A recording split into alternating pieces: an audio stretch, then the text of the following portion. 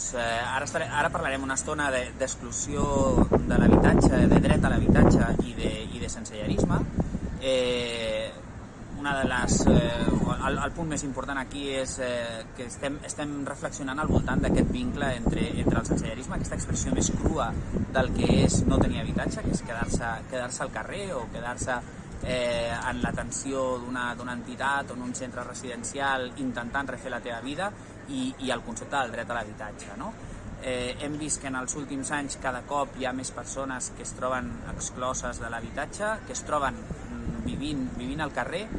i que malgrat que els sistemes assistencials, els centres residencials, els serveis socials adreçats a persones sense llar no fan més que créixer,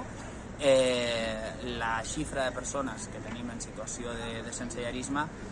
també creix, o si més no es redueix com seria esperable amb tots els recursos que s'hi posen, no? Per tant, el que ens hauríem de plantejar és com tallar aquesta aixeta, aquest flux de persones que es queden sense habitatge. D'aquí el vincle entre dues temàtiques que tradicionalment s'han tractat per separat.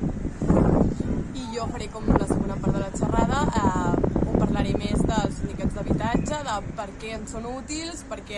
com ens organitzem dintre d'aquests, no? L'objectiu que tenen i també una mica els límits que ens hem trobat dins d'aquests i finalment com una mica com analitzem ara la situació actual amb els desnonaments, la moratòria i una mica així des de la perspectiva del sindicat d'habitatge del Raval, que és des d'on vinc.